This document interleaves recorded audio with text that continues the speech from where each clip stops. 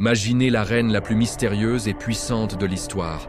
Balkis, souveraine du royaume de Saba, adorant le soleil au lieu d'Allah. Mais un petit oiseau courageux, le Hudhud, va tout changer en apportant une nouvelle incroyable au prophète Sulaiman, alayhi salam, maître des vents, des djinns et des armées invisibles. Une lettre divine, un trône téléporté, un palais de verre. Cette histoire vraie du Coran va vous captiver et vous émerveiller par la puissance d'Allah. N'oubliez pas de vous abonner à la chaîne Récits Islamiques et d'activer la cloche pour ne rien manquer de ces magnifiques récits coraniques. Likez cette vidéo si vous êtes prêts à plonger dans cette aventure extraordinaire. Bismillah, commençons. Chapitre 1. L'armée la plus extraordinaire de l'histoire. Frères et sœurs, imaginez une armée comme aucune autre n'a jamais existé.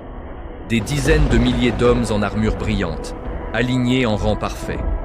À leur côté, des chevaux qui hennissent d'impatience. Mais ce n'est que le début. Derrière eux, invisibles aux yeux humains, des légions de djinns, prêts à bondir comme des ombres fulgurantes.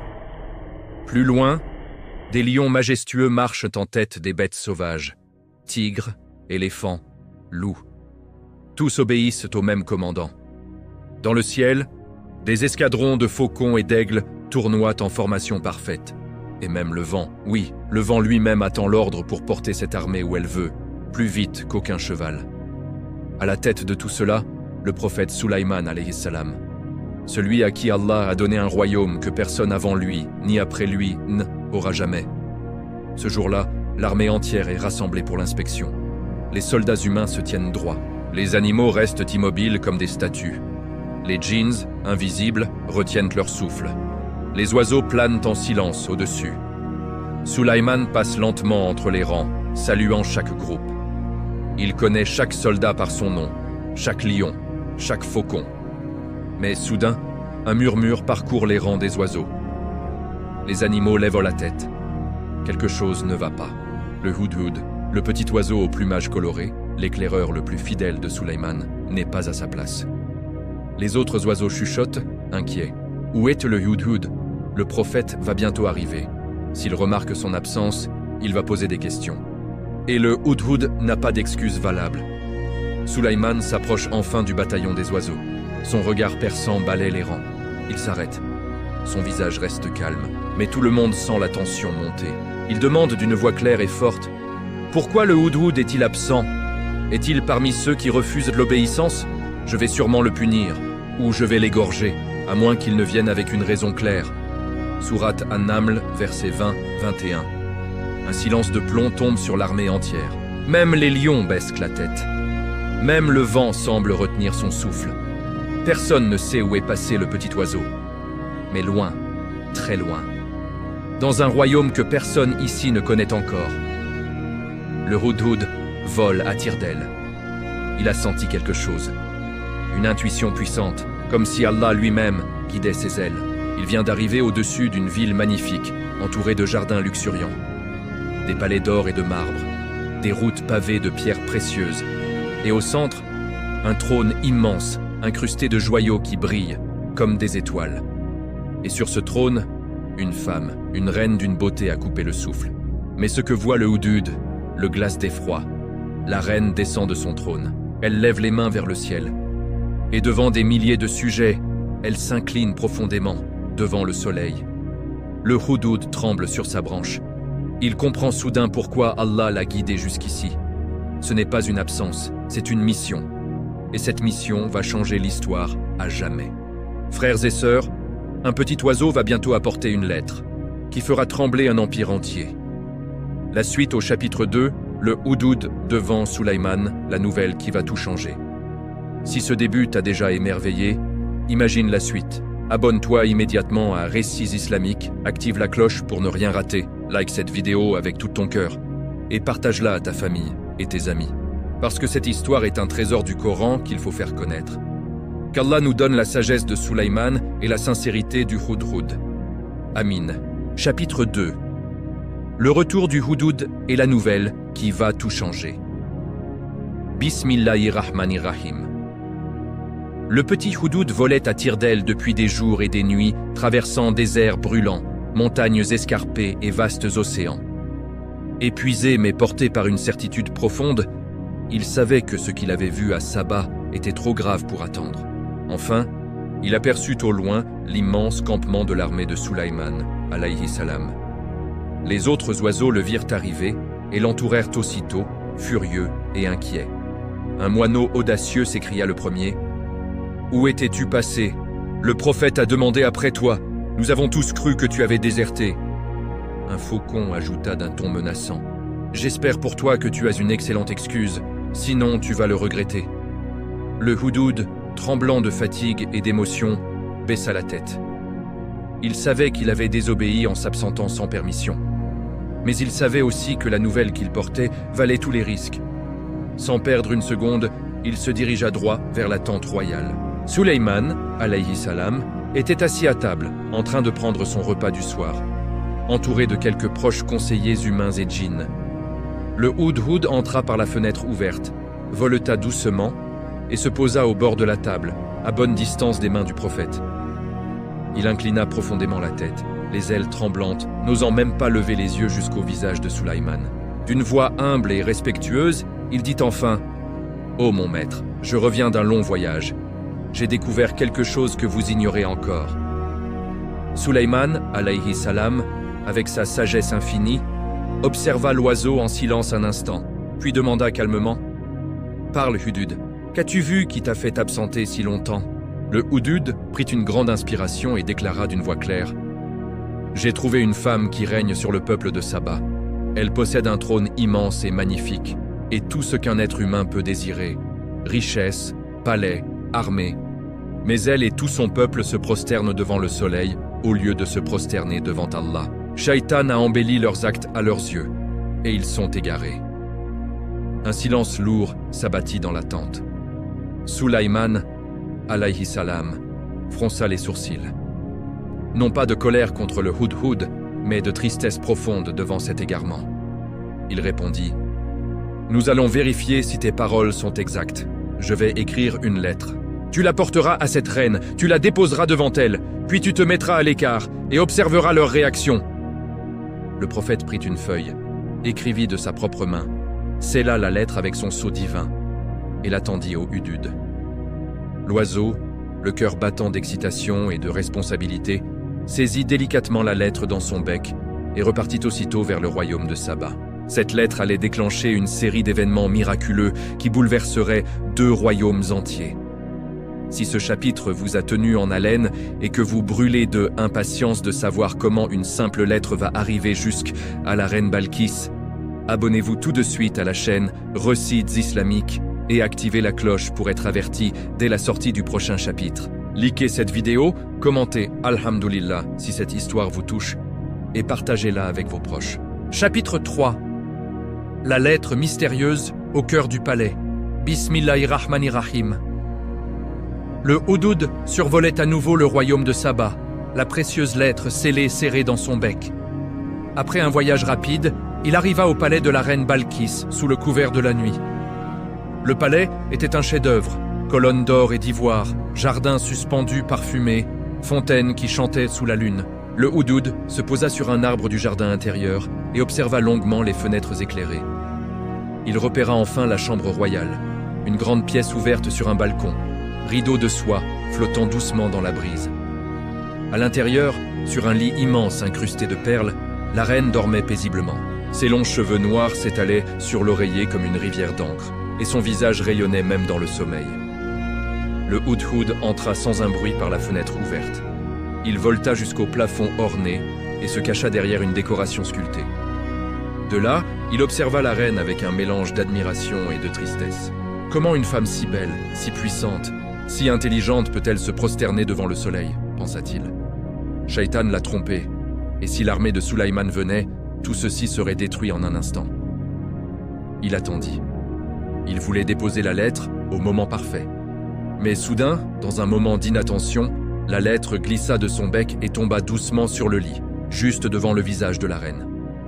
Balkis ouvrit les yeux en sursaut. Elle vit la lettre scellée posée sur sa couverture. Son cœur battit plus fort. Elle regarda autour d'elle. Personne. Les portes étaient regardées. les fenêtres fermées, sauf celle du balcon. Pourtant, aucun être humain n'aurait pu entrer sans être vu. Effrayée mais intriguée, elle prit la lettre, brisa le sceau et lut à voix basse. Bismillahirrahmanirrahim. De la part de Sulaiman, ne soyez pas orgueilleux envers moi et venez à moi en vous soumettant. À Allah. La reine pâlit, puis rougit de colère. Qui ose pénétrer dans ma chambre? Qui a apporté cela? Cria-t-elle. Les gardes accoururent immédiatement, épée dégainée. Majesté, personne n'est entré. Nous avons veillé toute la nuit. Nous le jurons sur notre vie. Balkis brandit la lettre. Alors d'où vient-elle? Du ciel? Les gardes se regardèrent, terrifiés et incapables de répondre. L'un d'eux murmura « Cela ressemble à de la sorcellerie ou à un pouvoir que nous ne connaissons pas. » Pendant ce temps, perché en haut, le Houdoud observait tout, le cœur battant. Il venait d'accomplir sa mission. Mais ce n'était que le début. La reine, encore tremblante, ordonna aussitôt « Convoquez le conseil d'urgence. Maintenant. » Cette lettre venue de nulle part allait forcer la reine la plus puissante du monde à prendre la décision la plus importante de sa vie. Si ce mystère vous a captivé et que vous voulez absolument savoir comment la reine Balkis et son conseil vont réagir face à cette lettre divine, abonnez-vous dès maintenant à la chaîne Récits Islamiques et activez la cloche pour ne pas rater la suite.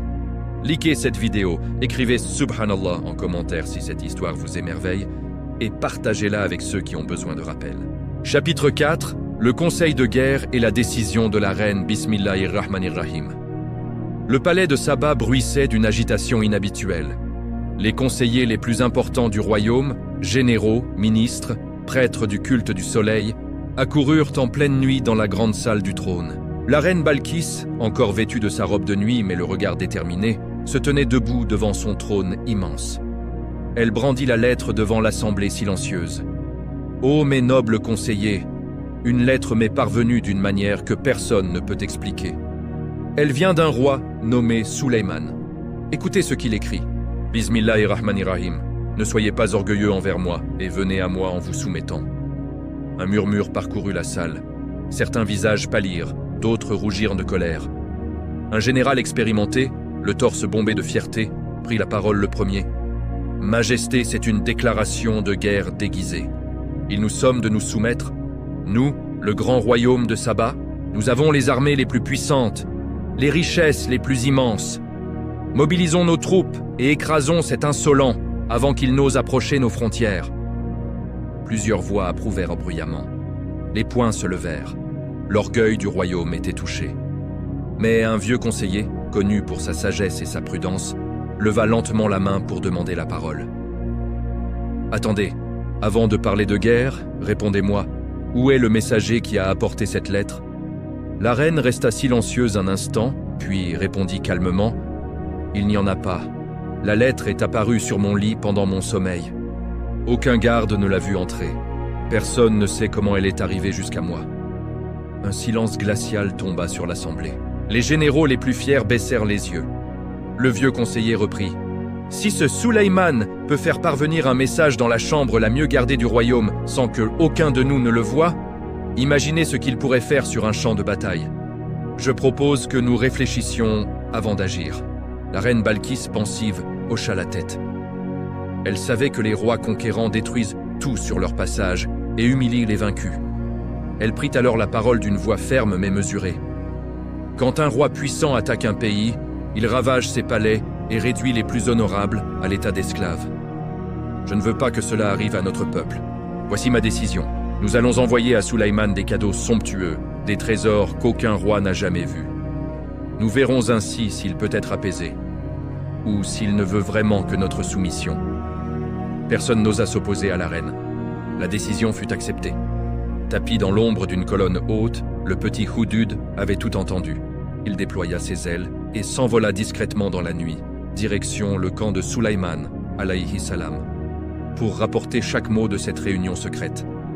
La reine croyait pouvoir acheter la paix avec de l'or, mais elle allait bientôt découvrir que le prophète d'Allah ne désirait qu'une seule chose, que les cœurs se tournent vers le Créateur unique. Le jeu diplomatique ne faisait que commencer.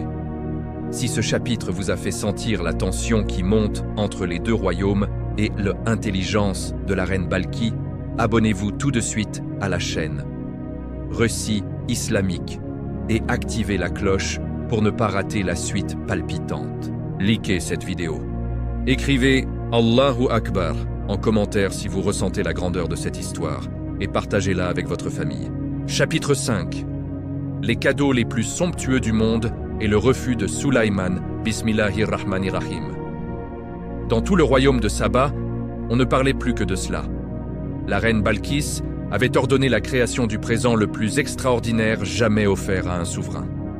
Orfèvres, joailliers, sculpteurs, artistes, tous les meilleurs artisans furent mobilisés jour et nuit. Le cadeau final fut dévoilé dans la grande cour du palais sous les yeux émerveillés de la cour. Un immense plateau d'or pur, si grand qu'il fallut 10 hommes pour le porter. Sur ses bords, 2 loups majestueux sculptés en or massif, incrustés de rubis pour les yeux et de diamants pour les crocs. Des perles rares, des émeraudes grosses comme des œufs, des saphirs étincelants. Rien n'était trop beau pour tenter d'apaiser ce mystérieux Sulaiman. La reine choisit ses messagers les plus fiables et un commandant d'élite pour les accompagner. Elle leur donna ses instructions précises. Offrez ces trésors à Sulaiman. Observez tout, son palais, son armée, sa puissance. Découvrez ce qu'il veut vraiment. Notre avenir dépend de votre rapport. Pendant ce temps, le fidèle Hudhud, qui n'avait cessé de surveiller les frontières, aperçut la caravane richement chargée qui approchait. Il fila comme une flèche prévenir Sulaiman, alayhi salam. Le prophète écouta le rapport de l'oiseau, puis donna un ordre clair. « Préparez l'armée, alignez-les sur le chemin. Je veux que ces messagers voient une partie de ce que Allah a accordé avant même de me rencontrer. » Lorsque la caravane de Saba arriva enfin en vue du territoire de Sulaiman, les messagers restèrent de bouche bée. Devant eux, étendait une armée comme aucun livre des histoires en avait jamais décrit. Des légions humaines parfaites. Des éléphants de guerre, des lions et des tigres marchant en rang, des nuées d'oiseaux de proie planant en formation. Et surtout, des bataillons entiers qui se déplaçaient à une vitesse surnaturelle, portés par le vent obéissant. Un officier de Sulaiman les accueillit et avec un sourire calme, leur montra un groupe de soldats en entraînement. Des armes volaient seules dans les airs. Des rochers étaient soulevés sans main visible. Les messagers, terrifiés, demandèrent d'une voix tremblante « Qu'est-ce que cette sorcellerie ?» L'officier répondit simplement « Ce n'est qu'une petite partie des djinns qui s'entraînent ce matin. » Les cœurs des envoyés de Saba manquèrent de s'arrêter. Ils comprirent soudain que leur cadeau, aussi magnifique soit-il, allait en paraître ridicule. Ils furent conduits au palais, mais Sulaiman, alayhi salam, refusa de les recevoir personnellement. Un haut commandant les invita à un banquet somptueux, où l'or et les plats étaient plus raffinés que tout ce qu'ils connaissaient. Honteux, ils présentèrent quand même le plateau d'or et les trésors. Le commandant emporta les cadeaux dans la salle privée du prophète, puis revint quelques instants plus tard et les posa à nouveau devant les messagers. Le prophète Sulaiman refuse vos présents. Voici son message. Pensez-vous m'impressionner avec de l'or et des pierres? Ce que Allah a donné est bien supérieur à ce que il vous a donné. Retournez avec vos cadeaux. Si je viens à vous avec une armée que vous ne pouvez imaginer, je vous chasserai de vos cités dans l'humiliation la plus totale. Les messagers rentrèrent à Saba, les mains vides et le cœur rempli de peur. La reine Balkis allait bientôt comprendre que l'or ne pouvait acheter la vérité. Si ce chapitre vous a fait frissonner devant la grandeur de Allah et la sagesse de Sulaiman, alayhi salam, abonnez-vous immédiatement à la chaîne Récits islamiques et activez la cloche pour ne rien manquer. Likez cette vidéo, écrivez Masha'Allah en commentaire si cette histoire renforce votre foi et partagez-la avec ceux qui ont besoin de rappels puissants. Chapitre 6. La reine. Face à la vérité implacable. Bismillahirrahmanirrahim. Les messagers de Saba rentrèrent au palais plus vite qu'ils n'étaient repartis. Leurs visages étaient pâles, leurs voix tremblantes. La reine Balkis, réveillée en pleine nuit par ses serviteurs, les reçut immédiatement dans la salle du trône. « Parlez, qu'a dit Sulaiman? A-t-il accepté nos cadeaux ?»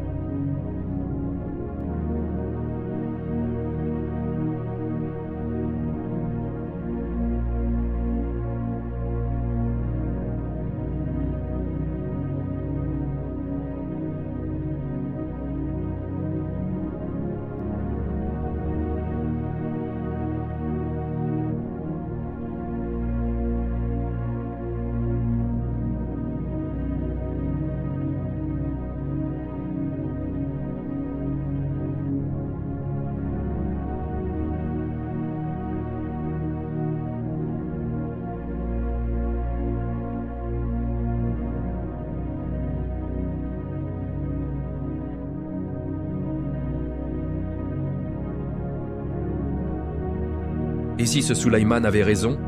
Et si le soleil que nous adorons n'était qu'une création et non le créateur? De l'autre côté du monde, Sulayman, alayhi salam, réunit son conseil dans la grande salle de son palais. Des ministres humains, des chefs djinns, des savants, même des lions gardant les portes. Le prophète parla d'une voix empreinte de tristesse plus que de colère. Comment est-il possible que, pendant que nous portons l'étendard du Tawhid, un peuple entier se prosterne encore devant le soleil? Cela est une honte pour nous tous. Un commandant se leva, l'épée à la main. « Donnez-moi l'ordre, ô prophète d'Allah, et je réduirai leur trône en poussière. » Mais Sulayman leva la main avec douceur. « Je ne veux pas la violence si elle peut être évitée. Je souhaite que la reine vienne à moi d'elle-même. Mais avant qu'elle n'arrive, qui parmi vous peut m'apporter son trône ici, devant nous ?» Un puissant djinn, connu pour sa force immense, répondit immédiatement. « Moi, ô prophète, je peux te l'apporter avant même que tu ne te lèves de ton siège. »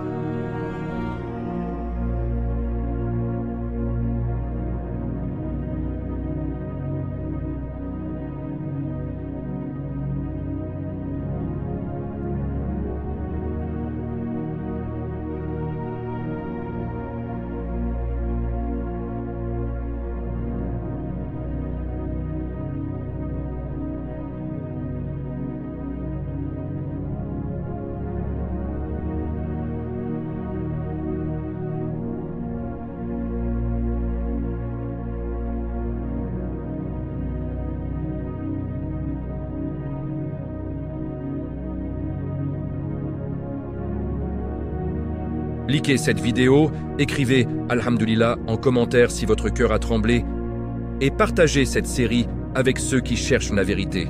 Chapitre 7. Le palais de verre et le voyage décisif de la reine. Bismillahirrahmanirrahim. Après avoir fait apparaître le trône de Balkis au milieu de sa salle en un clin d'œil, Sulayman, alayhi salam, contempla longuement ce siège magnifique. Il remarqua immédiatement le grand symbole du soleil, incrusté d'or et de pierres précieuses au centre du dossier. Il dit doucement, « Comme il est insensé de se prosterner devant le soleil, même s'il était fait d'or pur. » Puis, il donna des ordres précis. « Modifiez ce trône. Changez certains détails qu'elle seule reconnaîtra. Retirez les symboles du soleil et remplacez-les par des signes de la grandeur d'Allah. » Les meilleurs artisans et djinns se mirent immédiatement au travail. En quelques heures, le trône fut transformé. Plus beau encore, mais débarrassé de tout ce qui rappelait l'idolâtrie. Ensuite, Sulayman appela le plus grand architecte de son royaume. « Je veux un palais construit au-dessus de l'eau, avec un sol transparent comme du cristal. Quand on marchera dessus, on croira marcher directement sur l'eau profonde. » L'architecte répondit, « Avec l'aide des djinns, ô prophète, cela sera achevé en très peu de temps. Le sol sera en verre pur, si clair que l'on verra les poissons nager dessous. Le plafond sera également en verre pour laisser entrer la lumière du ciel, et les murs seront couverts de miroirs qui multiplieront la beauté à l'infini. » Sulayman sourit et approuva. « Fais exactement ainsi. » En quelques jours seulement, grâce au travail des djinns obéissants, un palais féerique éleva au bord des quais un grand lac, un chef des œuvres flottant qui éblouissait quiconque les approchait. Pendant ce temps, à Saba, la reine Balkis prit la décision la plus courageuse de sa vie. Après avoir écouté le rapport terrifiant de ses messagers et vu ses cadeaux rejetés, elle réunit une dernière fois son conseil. « Je vais me rendre moi-même auprès de Sulayman. Je préparerai une nouvelle caravane encore plus riche, mais cette fois, je l'accompagnerai en personne. Si les cadeaux ne suffisent pas, peut-être que ma présence et mon respect le convaincront. » Les conseillers, effrayés, tentèrent de la dissuader. « Majesté, c'est trop risqué. Si Sulayman veut la guerre, vous serez sa prisonnière. » Mais Balkis répondit avec une détermination nouvelle. « Je préfère perdre mon trône en cherchant la vérité plutôt que de le garder dans l'erreur. » La caravane royale, la plus somptueuse jamais vue, quitta Saba.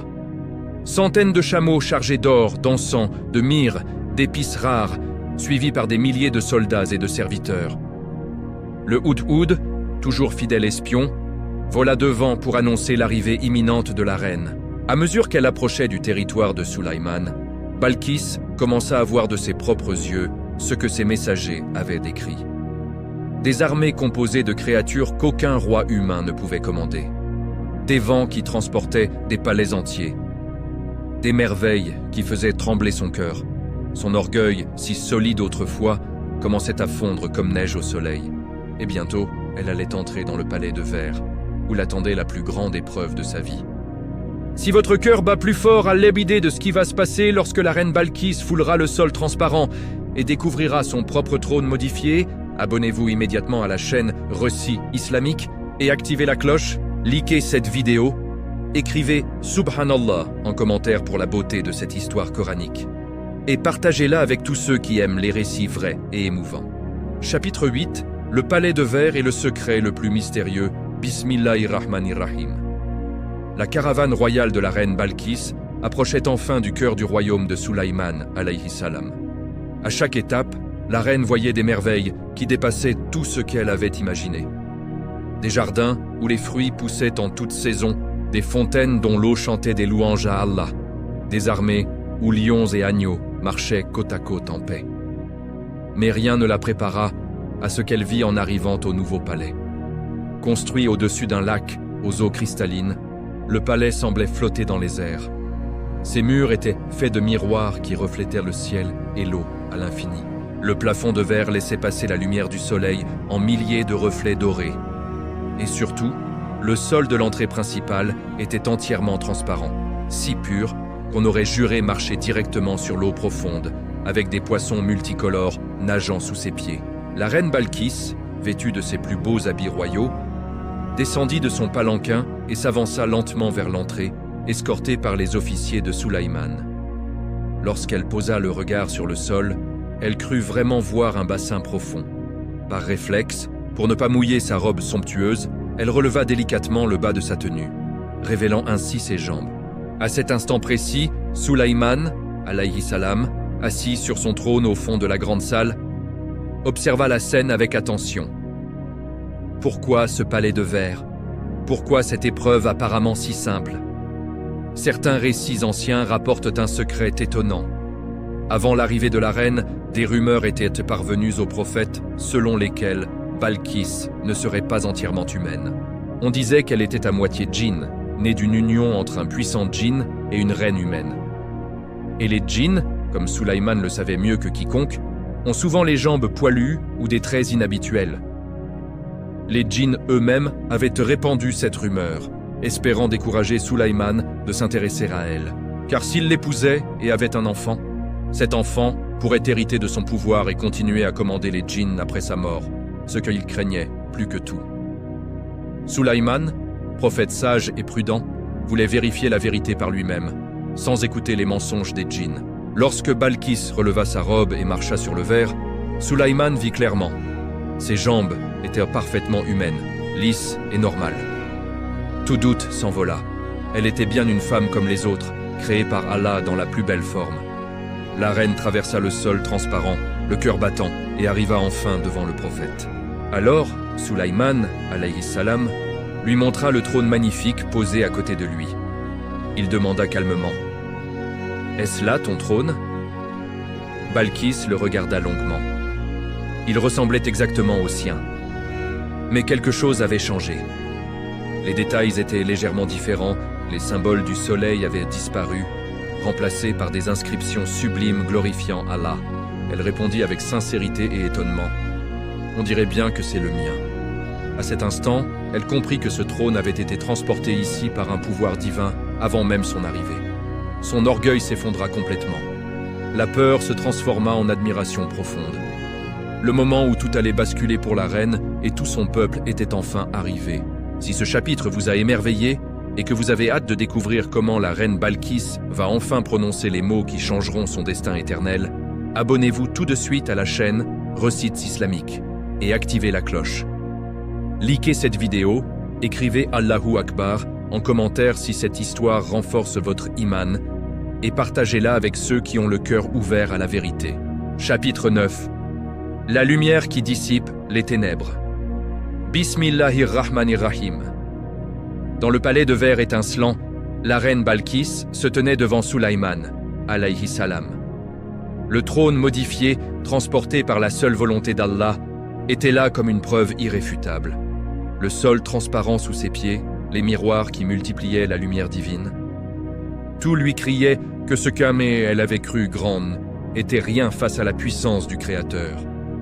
Sulaïman, alayhi salam, avec sa douceur et sa sagesse prophétique, l'invita à un banquet intime. Ils s'assirent côte à côte, entourés seulement de quelques serviteurs discrets.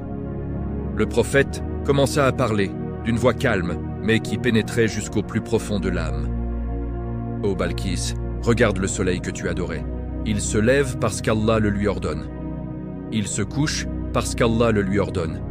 Il éclaire la terre, fait pousser les arbres, réchauffe les cœurs, mais il n'a aucun pouvoir sur lui-même. Comment un serviteur peut-il adorer un autre serviteur au lieu d'adorer le maître de tous les serviteurs? Les papillons dans les jardins, les fleurs qui s'ouvrent au matin, les étoiles dans le ciel, tout obéit à Allah et le glorifie. Le soleil n'est qu'une lampe magnifique qu'Allah a allumée pour ses créatures. S'incliner devant lui, c'est insulter la grandeur de l'être humain qu'Allah a honoré. Chaque mot tombait comme une goutte de lumière dans le cœur de la reine. Pour la première fois, elle voyait le soleil non comme un dieu, mais comme une création obéissante. La beauté qu'elle avait toujours admirée n'était plus une divinité, mais un signe pointant vers le seul véritable.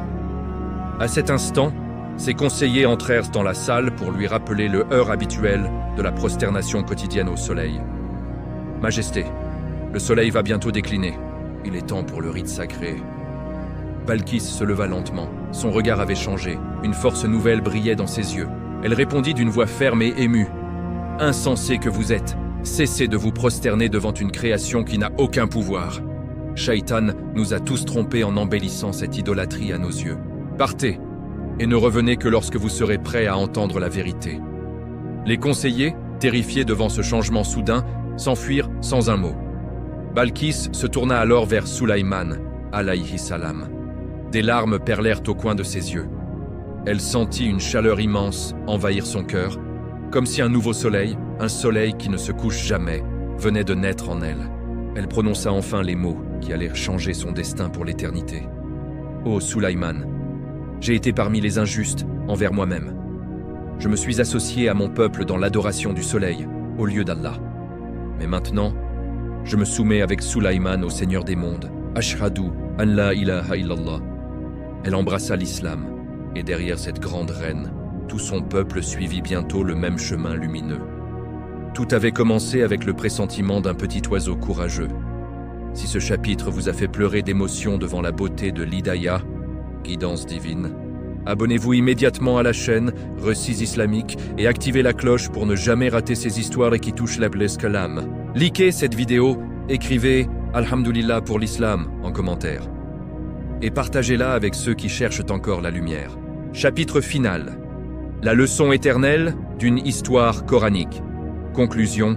Bismillahirrahmanirrahim. Ainsi est, achève-les, une des plus belles et des plus extraordinaires histoires relatées dans le Saint-Coran. Les histoires de Sulaïman, alayhi salam, et de la reine Balkis. Tout avait commencé par un petit oiseau, le Hudhud, qui, en suivant son intuition, découvrit un peuple entier égaré dans l'adoration du soleil. Une lettre portée par cet oiseau courageux, un trône transporté en un clin d'œil, un palais de verre révélant la vérité. Et enfin, le cœur d'une reine puissante qui s'ouvre à la lumière du Tawhid. Balkis, qui régnait sur un royaume immense, riche et avancé, comprit ce jour-là que la vraie grandeur ne réside ni dans l'or, ni dans les palais, ni dans les armées, mais dans la soumission sincère au Seigneur des mondes. Elle prononça la shahada, et derrière elle, tout le peuple de Saba abandonna l'idolâtrie pour embrasser l'islam. Le soleil qu'Ok, ils adoraient autrefois, devint pour eux un simple signe parmi les signes d'Allah. Une création qui témoigne de la puissance du Créateur. Cette histoire, racontée dans Sourate An-Naml, nous enseigne des leçons immortelles. La vérité finit toujours par triompher, même face à la puissance et à l'orgueil. Qu'Allah nous fasse parmi ceux qui portent le message du Tawhid avec sagesse et douceur, comme l'a fait le prophète Sulaïman, alayhi salam. Abonne-toi immédiatement à Récits islamiques, active la cloche pour ne rien rater. like cette vidéo avec tout ton cœur et partage-la à ta famille et tes amis. Parce que cette histoire est un trésor du Coran qu'il faut faire connaître. Qu'Allah nous donne la sagesse de Sulaiman et la sincérité du Hudhud. Amin.